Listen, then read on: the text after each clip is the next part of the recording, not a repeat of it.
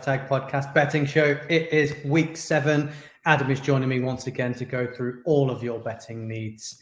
We have already had a game play for week 7 last night. The Jacksonville Jaguars beat the New Orleans Saints. I think between the mass of the group, only me and Gareth called it. Did you manage to catch the highlights and things for that? I did. It was a bit more entertaining than I thought it might be.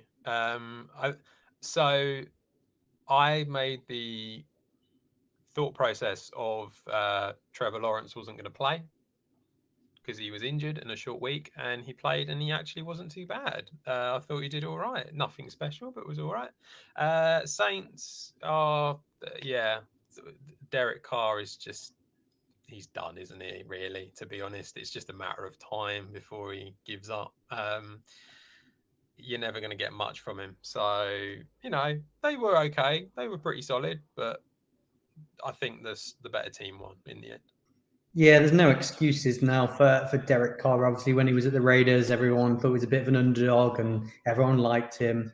But there was always, his defense wasn't quite good enough. He didn't have a lot of weapons. The O-line wasn't there. The whole organization was a bit of trash, really, and disorganized. He goes to the Saints. They've got all of those things, and it's not working. So it's highlighted that they weren't the issues, maybe. I think they were. I think they were the issues as well. Well, hey-ho. I think we're all out on Derek Carr now, which is a shame because I quite like the guy. But this week we're doing things slightly different. We weren't going to go to the Sky games and go through them one by one. We're coming up with a new little concept. It needs a name. So if any of our listeners want to name it, I don't know. I think we're going to have Adam's top 5 spreads and then go through the players as normal. Well, you got 4. There's only 4 games. We're only doing the 4, aren't we? I just said you top 5, mate. So you could have done whatever you want. I mean, I've only got 4 games, so you're gonna. Well, I'll add one. I'll add the 5th some one. Stuff up. It's cool. I'll add the 5th one with a challenge because I'm sure there's I can find something in there for you. So should we get straight into it, Adam? What's the first game you want to look at? Which one do you like? Yeah, so I kind of wanted to do it a little bit similar. I wanted to go like 1 at 6, one early game, 1 late game, Sunday night and Monday night, because actually Sunday night and Monday night this week are pretty good. So, my first one, I've gone for Lions at the Ravens. The Baltimore Ravens at home, they're 3-point favourites. The over-under is at 43. I think this has got under written all over it. I really do. I'd be very surprised if it went over. I think Goff is well known to struggle away, and it's funny actually because obviously he's getting a lot of praise at the moment, but when you actually look at the home and away splits since he's been at Detroit, they are genuine problems like he has away. So I think that's going to be a problem. David Montgomery is out injured. He's not going to be playing. Craig Reynolds, it looks like, could be injured as well, or is suffering with a bit of a hamstring injury. So this really has to be the Jahmyr Gibbs one. This will say a lot if he doesn't have a big game in this one, because he should have a big game in this one. The only thing that is against him is he is going up against the Ravens, who are tied first against giving up rushing touchdowns. The only one that they have given up was, I believe it was Derrick Henry last week that we saw. So it's a bad matchup for Gibbs, but you feel like this is one that he should do. I like the Ravens for it. I think they're the better team overall. I think the Lions have looked good, but I do think the Ravens are the better team, especially at home. Stronger defense, I think. And so I like them, and I like them at the -3 as well. Yeah, I had an interesting fact earlier today that this year is not the year for the underdog, that the favourites have been covering the spread. So at 3 points on the spread, the Ravens have got to be the bet here. I think Lamar Jackson's playing some great football. I got the chance to see him against the Titans in that first quarter. I thought he really dominated in what he did. And I fancy the Ravens for this one as well.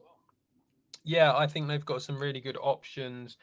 If you go into the touchdown scorers, I really like. It's basically what I said last week. To be brutally honest, Mark Andrews at 7-4.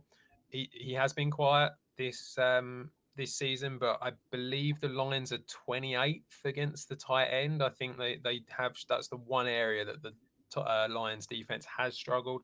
So I like Andrews at 7-4. I think he's a good option. And then Zay Flowers, who we saw get his touchdown last week. I think this could be the start of something.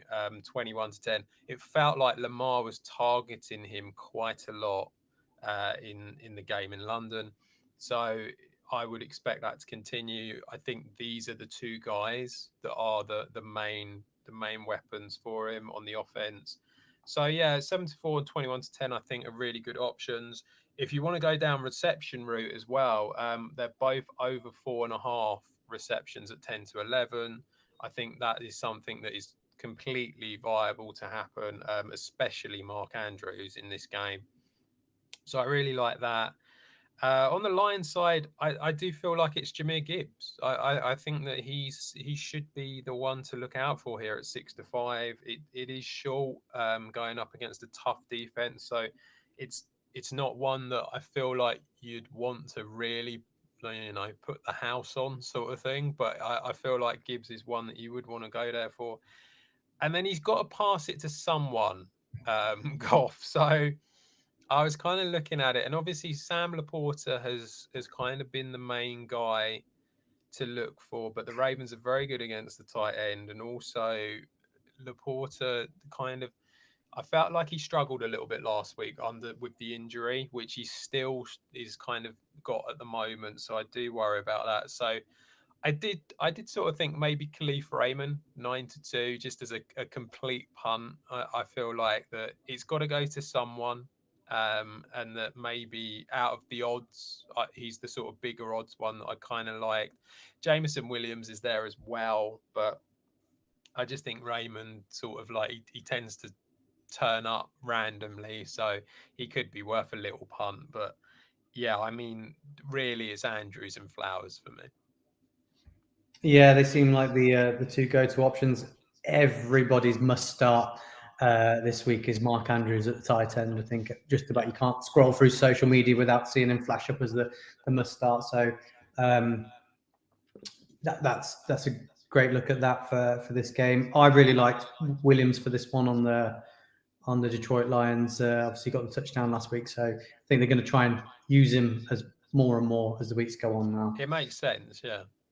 But you said that the Ravens really good against the run. Gibbs isn't just going to be used in the run, and that's why he's got the value, right?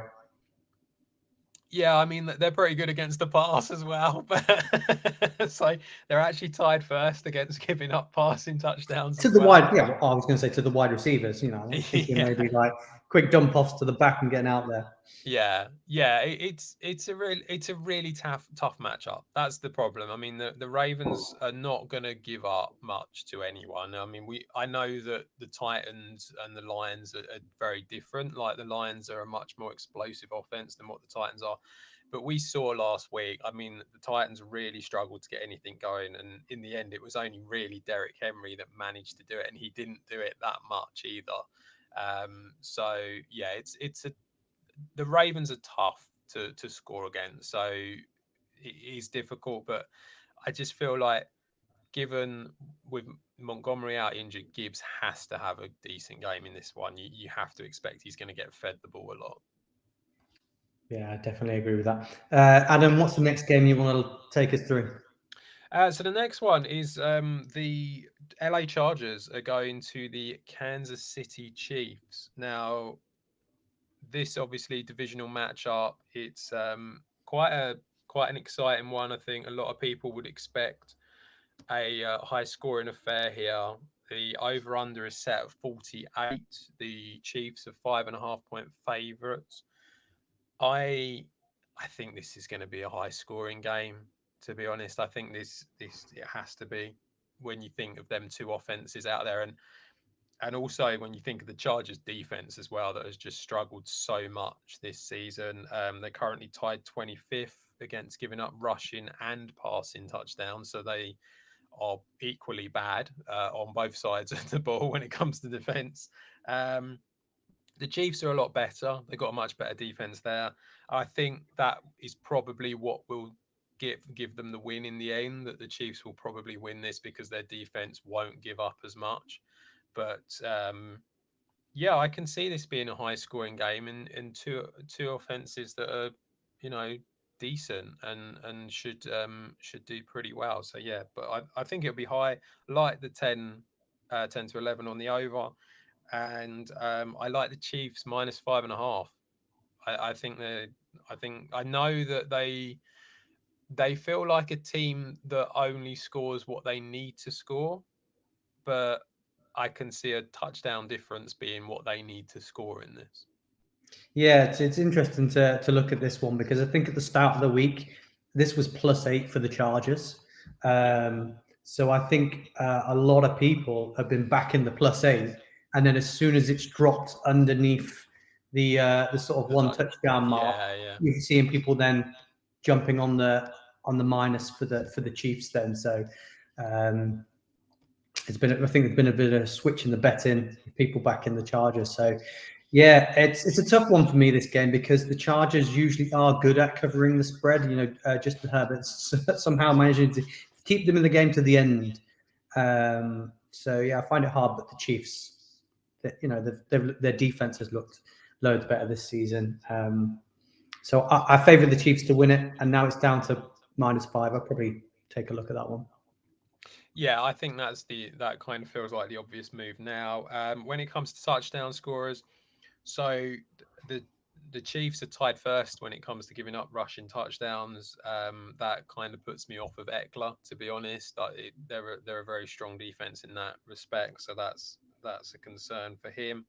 They're not quite as good when it comes to stopping passing touchdowns. So Keenan Allen at 6-4, he is the main go-to guy for Josh Allen. I think he normally gets about 6 or 7 receptions a game. So we saw him score, didn't we, last week? Allen got in.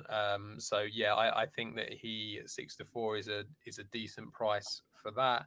And then really the only other guy on the Chargers side is Josh Palmer for me because of the price at 11-4.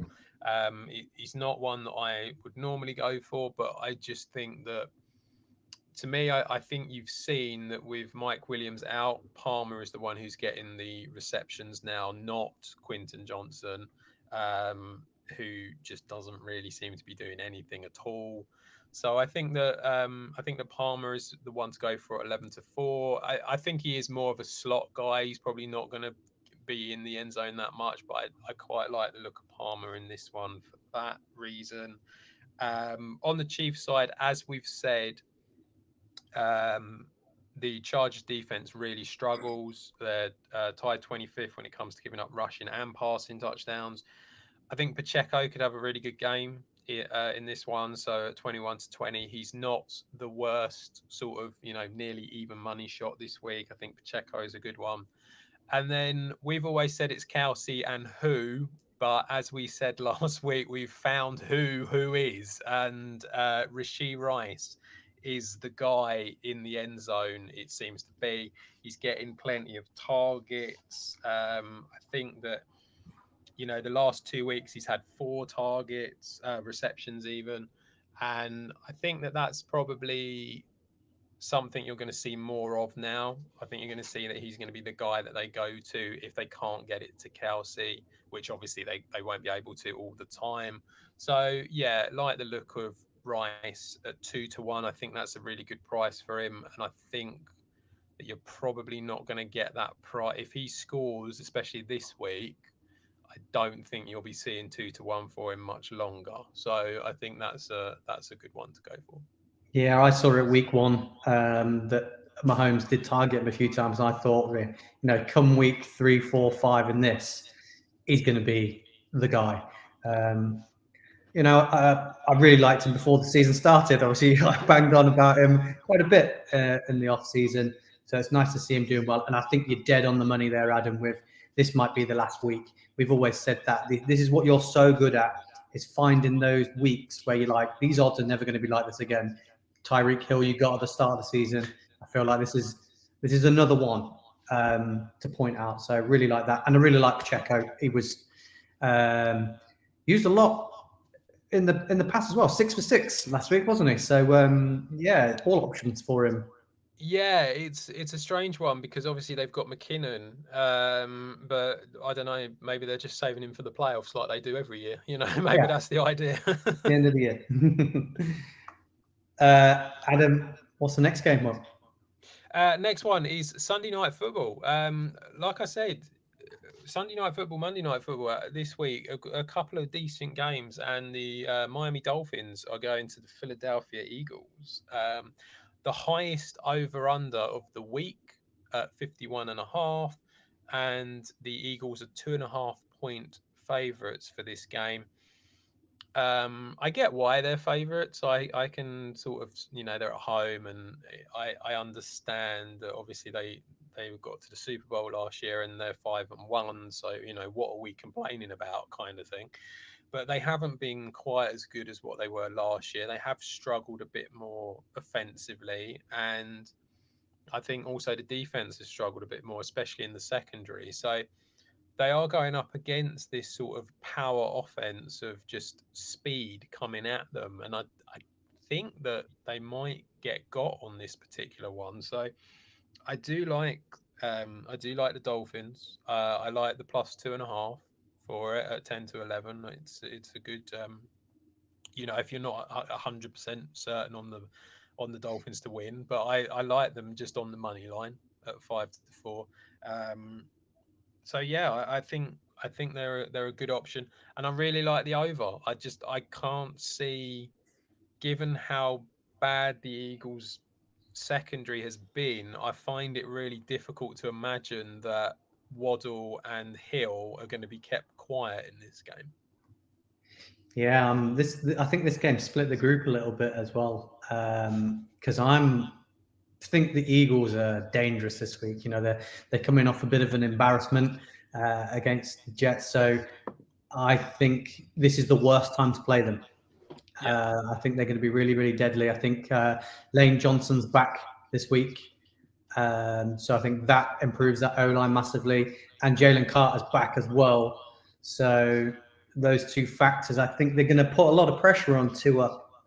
So I think that's going to weigh in their favor. And I personally don't think Miami are great at putting pressure on the opposing quarterback. So I think Hurts is going to have a bit more time. They're going to go back to that run game as well. So I think the play action is going to be on. So I really like the Eagles for this one, and at 2.5, I really like it. So yeah, I think it's one of them. It is kind of a bit of a coin flip one. I think this is a real this game could be quite a statement of intent for Miami.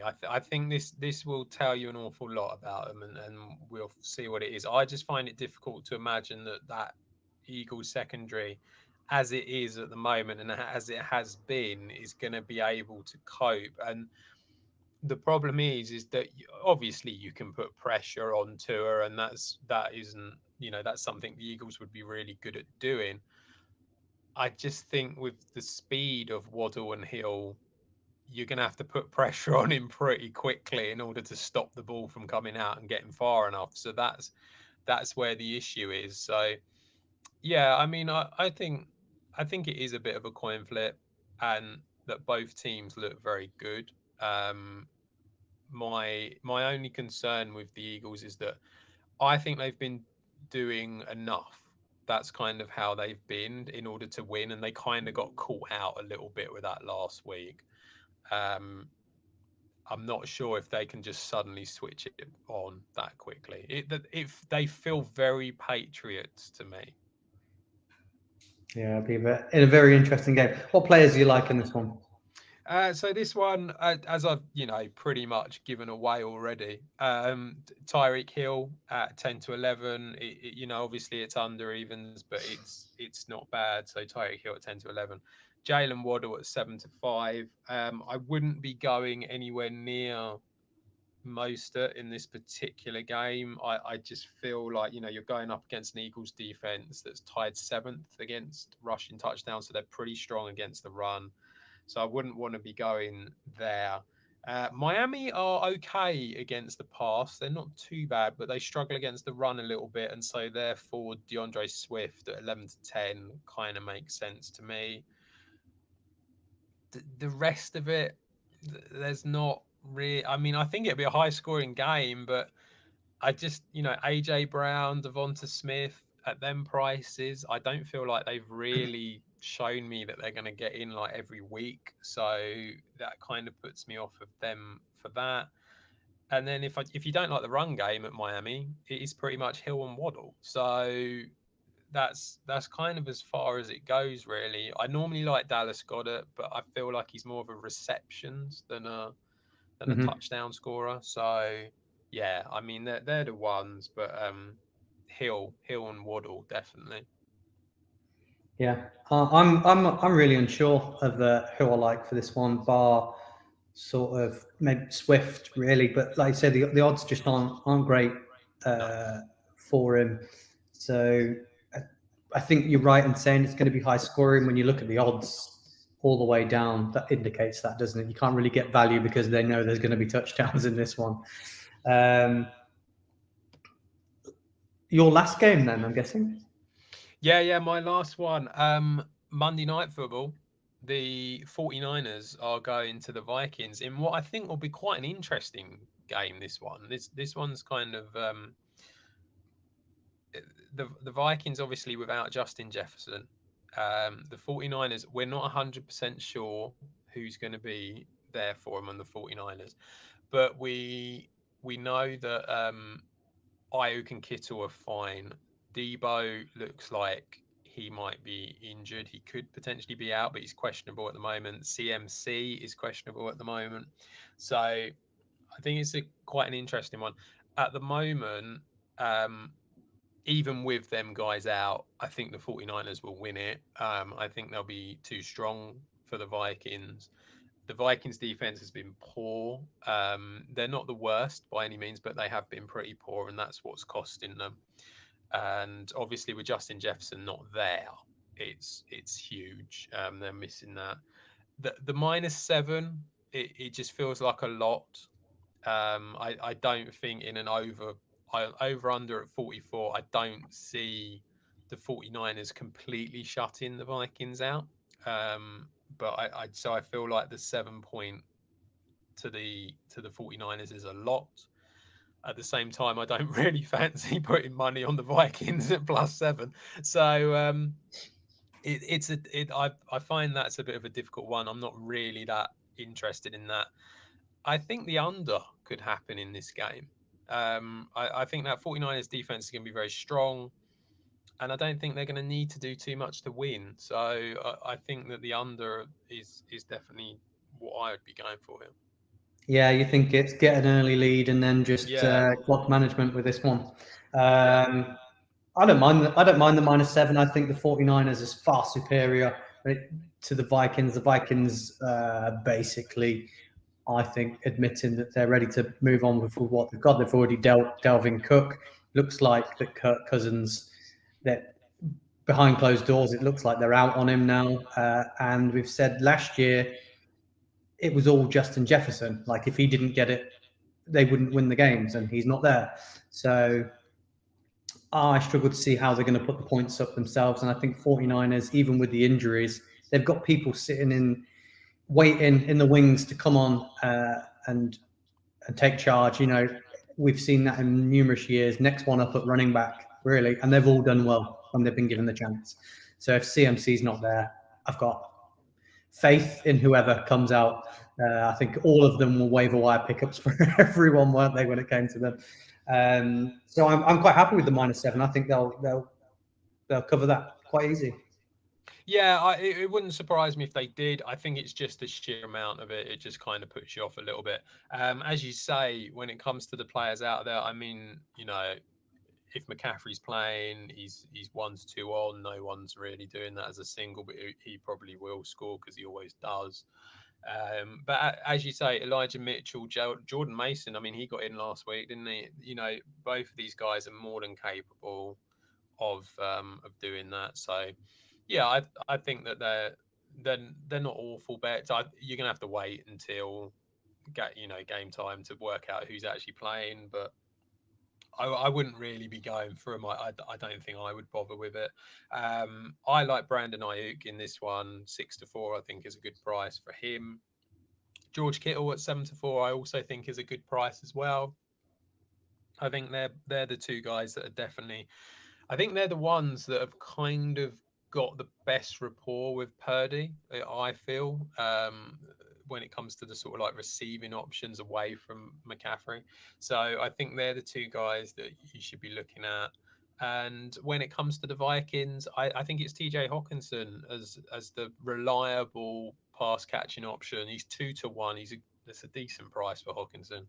Um, but like I say, I don't think they're going to be really scoring that much in this particular game. So I'd be happy to go 2 to 1 for Hawkinson, but that's probably about as far as it goes. Yeah, the bookies seem to be going down your way as well when you look at it, and there's 1, 2, 3, 4, 5, 6 Yeah. people prior to the first, which is a running back as well. Yeah. So that doesn't scream out that they've got any faith in any of them either. Now, I did say that I'd pluck out a game for you to complete the fifth, but I think the ones that I really liked looking at you've stole and covered already. Let's see if there is one where I like the look of it. So obviously we've got is it 6, isn't it? 6 teams on bye this week, and Mhm. so it has kind of made it quite difficult to find some decent ones. I don't quite know why we've got there's like two We teams said on this last bye. season, didn't we? Yeah, I don't quite know why they've done it. It's like next week there's no one on bye, I think, and then the week after there's another 6, and you just sort of think I don't quite know what you're trying to achieve by doing this, but yeah, it's not great. So I found it quite difficult. Well, if we're talking about, we went over all the spreads. We've got 4 in there. If you want to make it a 5-fold, Adam, I'm looking at that one, and I like the look of the Browns against the Colts at -3. Yeah, so I mean, it feels like the Browns should win this game relatively comfortably, given how they're doing on the defense. They're very, very strong. The Colts are a team you can pass on. Their secondary has struggled this year, but a lot of that, I think that -3 will become a lot higher if we find out that Deshaun Watson is playing or not. And that's probably the reason as to why it's down as -3. I know that I think they came out and said that he was at practice, but he didn't really do much from what I can gather. So it seems a bit up in the air at the moment whether he will play or not. But I mean, the Colts, even with they've got Gardner Minshew there now instead of Anthony Richardson. They're still a team that seems to be able to pass the ball and do okay and get points. And they've got 2 good running backs in Jonathan Taylor and Zach Moss there who seem to be effective for what they want to do. So I can understand why it's quite low. Yeah, if Deshaun Watson's there, you'd take the -3. But it's going to be, I think, a lot of these games are low scoring games, especially the 6 o'clock ones. Very difficult. And one last one before we go on to our trebles. It's your Green Bay Packers against the Denver Broncos. At -1, I mean, the Broncos defense looked better last week, but they're tanking, right? No? Yeah, but have you seen the Packers? You've got Aaron Jones back this week, correct? Yeah. I mean, so from what I've heard, he could be back, but he could be limited, which is never a good thing. And I mean, even when he's fit, he seems to be limited for some reason. They just don't want to. give him the ball that much. I get why we're favourites, because obviously the Broncos have been so bad, so I completely understand it. And the over/under is actually not bad at 45. You'd kind of hope for us, I think you've got two defenses that have struggled a bit so far this season. But yeah, I mean, I don't know. It's a really, I think it is a bit of a coin flip game. Jordan Love going away to Denver. I just think if this game is close towards the end, the Broncos will happily lose by a field goal. And it be, we were in it till the end, Yeah, that it's quite a possible thing. I mean, obviously, we're not advocating tanking and all that, but it does feel like there is one team that is giving it a very good go this year. So yeah, I think it might be quite an interesting game. It was one that I did sort of think, oh, that would be a decent one to talk about. I think there's a lot of attacking options in that game that could do quite well.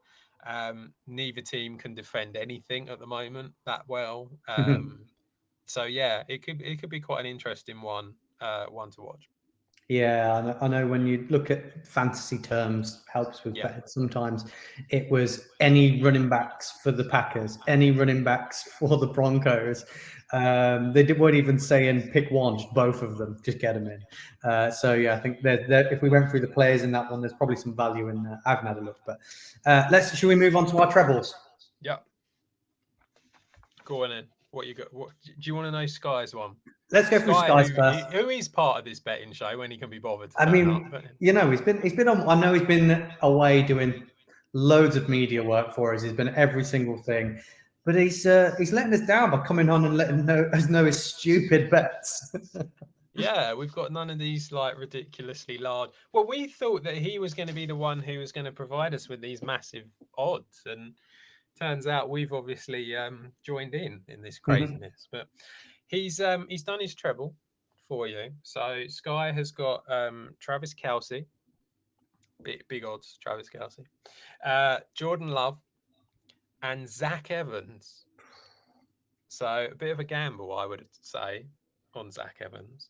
28.07 to 1. So it's pretty decent odds, but if he wins, he's still going to be behind my 33 to 1 winner. So yeah, I was before when they drafted Zach Evans, I was like, yes, I like this. Well, I quite liked him at college, and he's been like a healthy scratch quite a lot. Obviously, we saw him get some carries last week.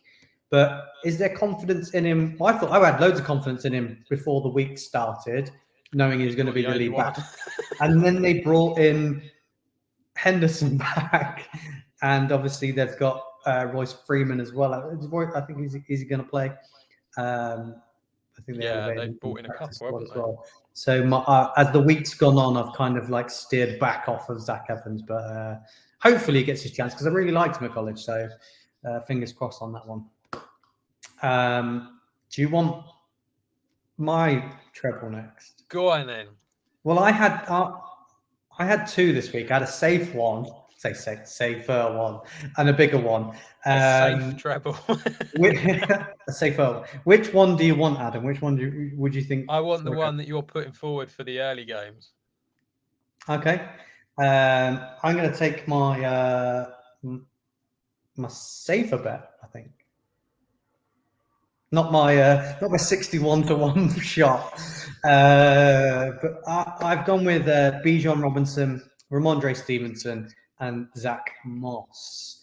All running backs, all on teams that have been running the ball a lot.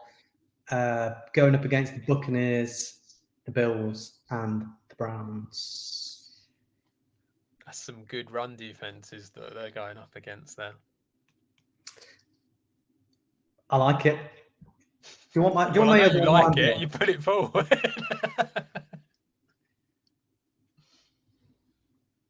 It's my other one. I've had too many. The only thing I'd say about that one is the Bucks are very strong against the run, and that is concerning. And not only that, Alshire is getting used a lot. a lot more than what I think we all thought. So that would be tough. Don't mind the Stevenson one against the Bills. I think that's doable. Though he's been quiet, but that's doable. And then Zach Moss is a bit worrying because it's Jonathan Taylor. It's the last week I think you're going to get to have Yeah, Moss, isn't it? that's the So concern, isn't it? With him, when's that going to go? And also, you're going up against the Browns defense, which is tough. So yeah, but what is that overall? that one was, I believe, 16 to 1. I did tell you earlier. 16 to 1. Okay, 16 to 1. Yeah, maybe. Now I found these early games really difficult, like really hard. So I kind of went a bit sod it, let's go for a big hit. But I do have some logic behind it. Not much, but a little bit. So I am going Drake London. I think the Bucks will stop the run, and that will mean that Ridder will have to pass. And London got 8 targets last week, 9 targets, something like that. Yeah, he's been clocking up He seems to targets be quite nicely. it's him and Johnny Smith, which is just bizarre. But Drake London does seem to be the main guy, the first read. So I'm going Drake London. This is my first one. Ironically, this is the one that I'm least confident at the treble. Gabe Davis for the Bills. The Patriots they're okay against the passing touchdowns, but I think that Gabe Davis has been pretty good this year. I think they're going to try and shut down Stephon Diggs, which will leave Davis open a little bit. So I've gone for Gabe Davis. And then one at a price which I don't understand. I don't get why he's this big. He's 6 to 1. Wandale Robinson. Now, I know that the Giants have obviously struggled and they haven't been that great so far this season. But Robinson had 8 receptions from Tyrod Taylor last week. And also he's used in the backfield a bit as well. So I kind of feel like that he's got a pretty decent chance of doing something against the Commanders' defense that just hasn't really been as good as what I think we all felt they would be. They've struggled a little bit. So I've gone for them 3, which works out as 71.18 to 1. It's the Wandale Robinson. It's fair to note that the Commanders are 27th against the wide receiver as well. So Yeah. and as we all know with Robinson, he's a Swiss Army knife, isn't he? Yeah. Yeah, this was kind of my thought process behind it. So I think that all 3 of them have got a chance. I will, full disclosure here. I always say keep your stake the same, because if you change it just because it's big odds, then you're never gonna win big, Yeah. kind of thing. However, the one thing I would come out and say, I did have a £10 free bet, so I did use that in my stake. So that's So I haven't gone completely crackers, but I think there's a chance for it. So yeah, that was 71.18 to 1. If it's any consolation and you want a £1 bet, after you started Bergen in the group that you've got some massive odds, I started looking at where I could get some bigger ones. So just to end the show, Adam, for a bit of a laugh, I've got one that's 233 to 1. Excellent. And you could put Wandale Robinson in this if you wanted to make it even bigger. Even bigger. Jameson Williams, Michael Mayer, Jonnu Smith. Don't like it. I mean, it's £1, Adam, for 233. I know, but I don't like it. It was a bit of a laugh, a bit of excitement. I have put a couple of quid on it just in case. Quickly say before we do end, I do have a late game one. Hollywood Brown against Seahawks. Seahawks are really bad against wide receivers at the moment, like Hollywood Brown. Cooper Kupp going up against. No, they're going up against the Steelers. The Seahawks are really bad against wide receivers. Cooper Kupp and Rashee Rice. So yeah, that worked out to something like 20, 22, 23 to 1, something like that. So yeah, quite like to look at that. My late game one came out just over 10 to 1. Pacheco, Javonte Williams, DK Metcalf. Javonte Williams against us. How rude. There you go. Oh, we already said it's running backs, all of them, all 4 of them, all get in. It'll be McLaughlin. It will be. The way he's been playing as well, it probably will. Well, fingers crossed. We've got some winners in there as we've gone through quite a bit.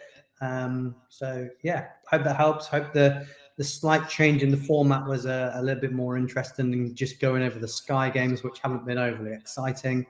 Thanks for joining us. Keep it with the franchise tag, and goodbye.